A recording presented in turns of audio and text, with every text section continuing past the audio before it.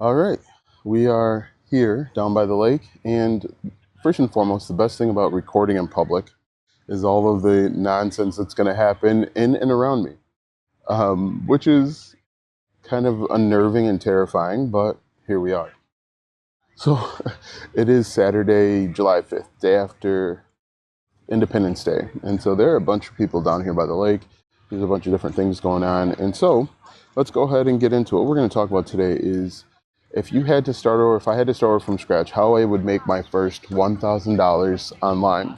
And we're going to talk through a variety of options because there's a bunch of options out there, some fast, some slow, but what's the right way to go? Also, a couple niche ideas to consider and think about before we get up and running. It is really awkward. So it's one thing to record in public when you know nobody is here. Like normally I'll record and I know nobody is here. So like 7, 8, 9 in the morning on a weekday, nobody's here. But on the weekend, obviously people are enjoying the lake. And so it's kind of weird because people are walking by looking and like, what's he doing? Who is that? What's he talking about? Is he recording me? Type of thing. Like you get those looks. And so this is a step that you've got to take if you want to start blogging. It's a step that you got to take to get out of your comfort zone and to get out of your own way. Because ultimately, at the end of the day, what's going to happen is people are going to think about you for 10 seconds, and then they're going to go back to thinking about them and whatever it is that they've got going on. So it is awkward in the very beginning, but after about, once you realize that people will stop thinking about you 10, 15 seconds later, you'll be fine. Anyway, let's go ahead and talk about some niche ideas. I would say one interesting one that I just thought about as I was driving into work was before I started recording, I actually had to drop some stuff off at the dump. So it was just like wood and we cleaned out the garage yesterday. And that could be a perfect niche for someone to get into. It's all about disposal. Think about those giant dumpsters that people have to rent in order to clean out a house. A really good example is just last week when we were in the process of selling my mom's house, we had to throw away all of her old stuff. And so one of the things that we had to do was rent out a waste disposal giant container.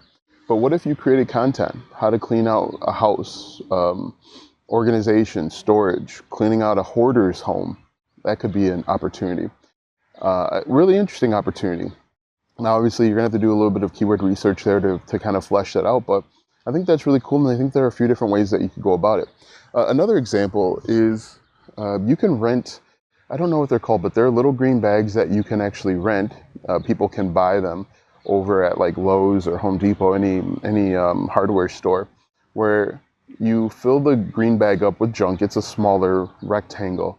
But then you schedule a time for a waste management company to come by, and they'll pick it up right from your driveway. And so that's a really cool, simple thing that you can do. But think about that niche for a second.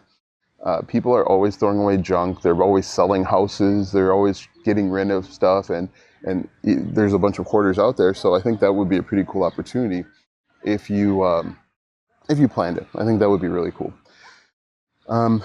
Also, fitness, obviously everyone talks about fitness and weight loss, but what I think is a little bit different is I think you could actually modify it so that it's for a specific group of people. A lot of people just want to create content about fitness and weight loss and all that stuff, but what if you created weight loss for 60-year-olds? 60-year-olds are going to have a different set of needs than someone that's in their 20s or 30s or even 40s. One TV show that used to come on when I would wake up early in the morning was called Sit and Be Fit.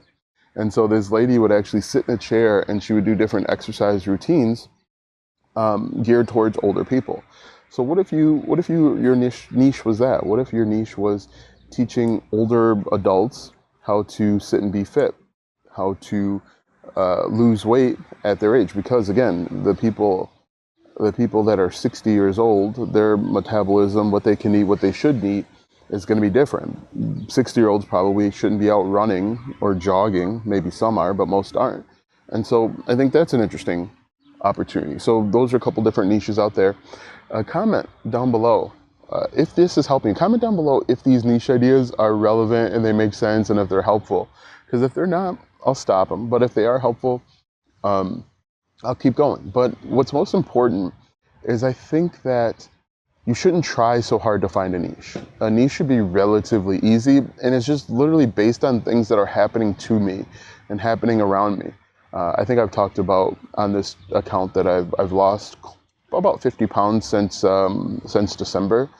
At 40 years old, that's a challenge that most people are trying and failing. And so if I wanted to, I think that I could create content, whether it's a fitness routine, whether it's what I eat, lifting, how I lift weights, maybe lift weights a little bit differently than other people, my goals and stuff like that, to help other 40-year-olds that are, I'll be 41 later on this month, how I can help how other 40-year-olds can actually lose weight. So a few niche ideas for you. Let's go ahead and get into the meat of the topic of the conversation and talk about how I would go about making my first $1,000. Now, I have tried all sorts of stuff.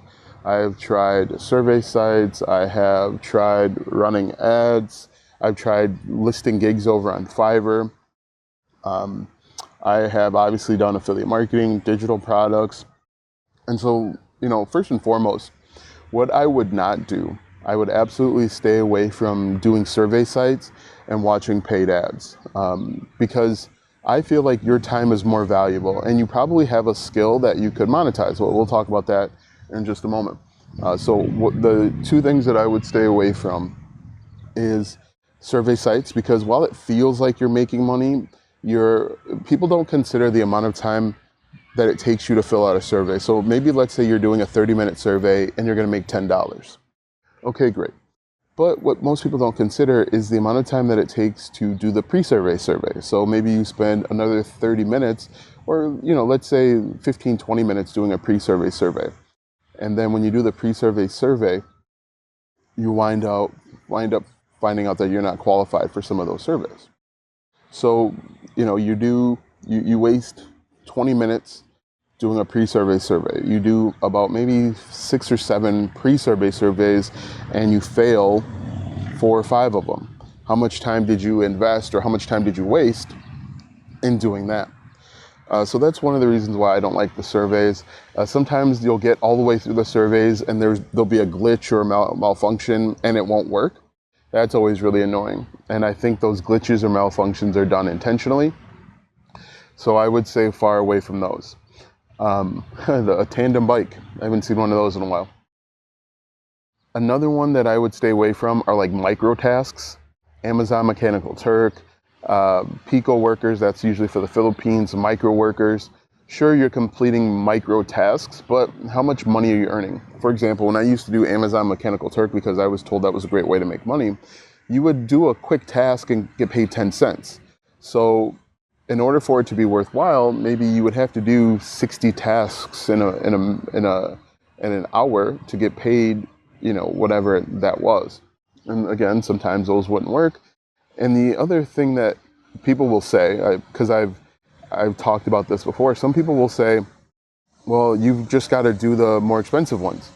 How much effort does it take to get to the more expensive ones? Because there's levels. You can't just sign up and then start taking the best surveys.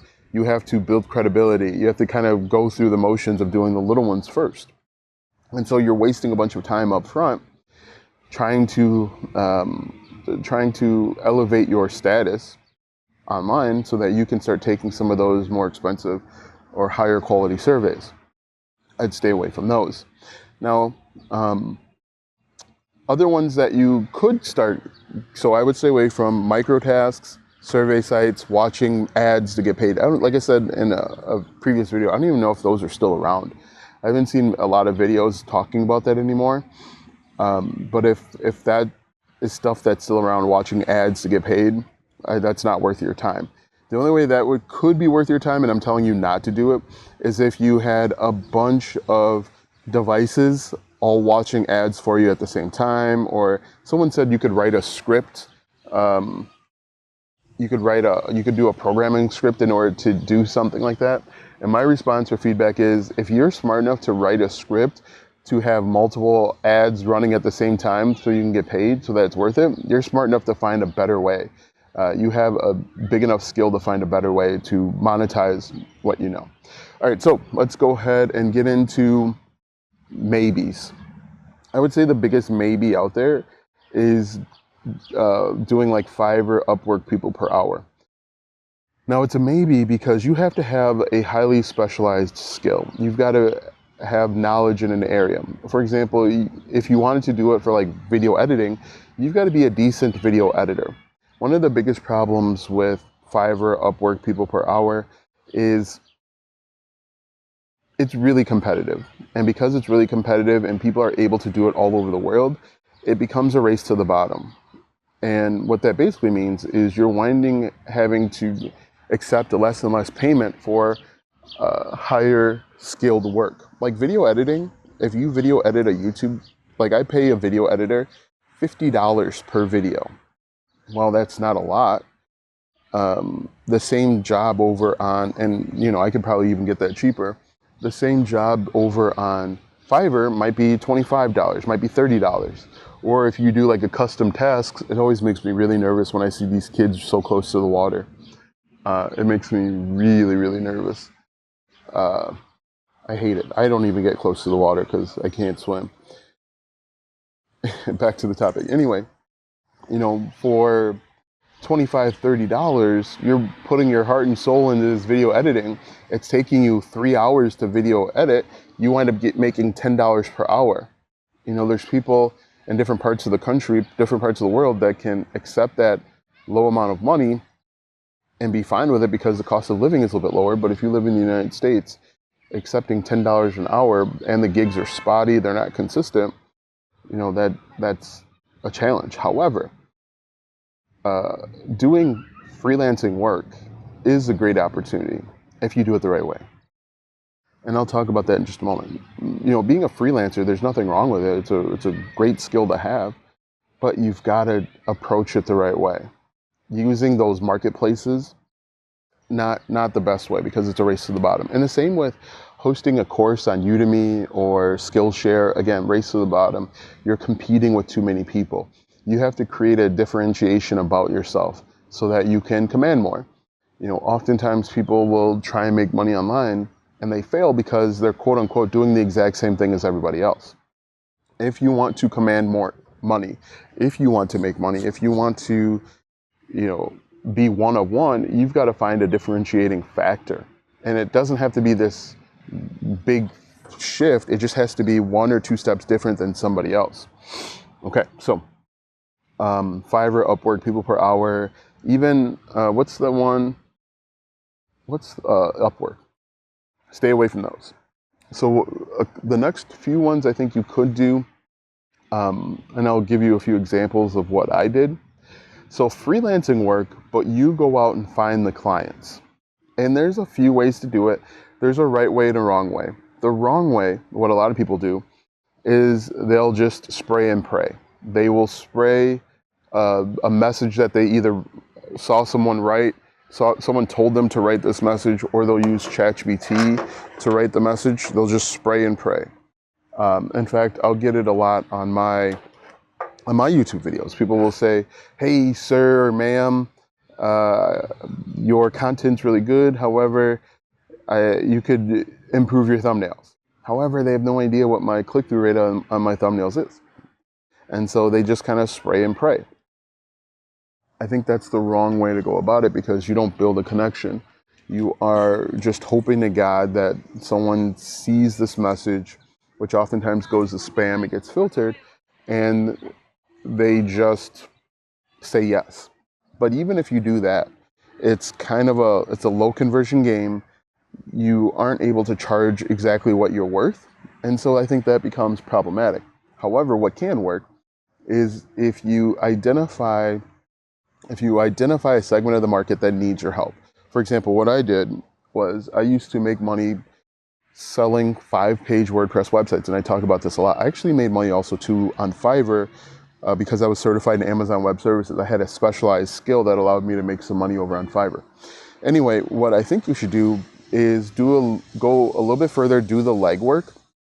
And the way that I was able to find clients was I got a database of businesses. and I actually went and built out a website showing my skills and ability. That's another thing people don't do is, like, again, someone will comment on this video, hey, your content's really good, but your thumbnails need work. When I click on their YouTube channel, they don't have any content. So how do I know that your thumbnails are going to be better than mine if you have no proof, no social proof? Anyway, when I was building up 5-page WordPress websites, I went and built a website ahead of time, and I actually used WordPress, and I found a WordPress theme and I built it out. And then I found websites that actually needed help. Either the company didn't have a website at all and they were using like Facebook to drive traffic, or the website was made in like 95 and they just never updated it. And so I went out and I found clients, and I actually took another step and I actually made phone calls. So a lot of people are afraid to get on the phone because they're afraid of being rejected. And so that leads to just sending DMs. DMs can be ignored. However, if you make a phone call, people will give you a little bit more time. They'll give you a little bit more effort. Again, the conversion rate's relatively low. However, you're listening to objections. You're getting to hear what people are saying, and that can prepare you for the next call. So if you're going to freelance, which I wholeheartedly think you should do, go 1 or 2 steps further than your competition. Your competition is just spraying and praying. They're spraying a commonly found message. Like I don't know if this is still around, but a few years ago, there were tons of YouTube videos out there teaching people how to get freelance work. And then everyone was using the exact same phrase, the exact same sentences. Hey, like I mentioned a few different times, your YouTube channel is great. However, your thumbnails need work, or your YouTube videos aren't optimized for SEO. I can help you with that. But then, like I said, take the extra step and create content and show people that you can actually do what you're saying you can do. If you do that, you will have a better opportunity for yeses, right? Because people want, for example, I want to be able to do less work. That sounds crazy, but I want the ability to remove myself from some parts of the business, including thumbnail creation, including coming up with ideas. But you have to show that you have that skill and that ability. And if you don't, people are just going to go on to the next thing. Anyway, so if you're going to be a freelancer, have a portfolio, have a thorough portfolio, and have a new portfolio for each skill and ability. I work with a lot of people over onlinejobs.ph, where I get a lot of my freelancers, and they will have a portfolio that shows that they can do 15 different things. Well, that's a red flag to me. If I'm looking for a video editor, create a profile for video editing so I know that, okay, you're good at video editing. Don't show that you're good at thumbnail design, which you're kind of like average at, and then video editing and photo editing. Have one profile for each thing that you're able to do. Anyway, the other thing that I would recommend that you do is, if you are freelancing, document your process, document your journey. Create content on YouTube, create content on TikTok, create video content so that I can see you actually know what you say you know. Because you can't fake making a thumbnail for a client. Like, record yourself going through the process of making a thumbnail for a client. A person will just message me and say, I make thumbnails, hire me. However, if I'm doing a YouTube search where I'm asking like how to make better thumbnails, which is a search that I've done before, I see all of these people that are making thumbnails, and I really like that thumbnail. Have down in the description, if you want to work with me, click here to schedule a consultation. If I am compelled and I like the way that you make your thumbnails and I click to work with you, I can schedule a consultation, you can charge more. You can command more, and you can make more money.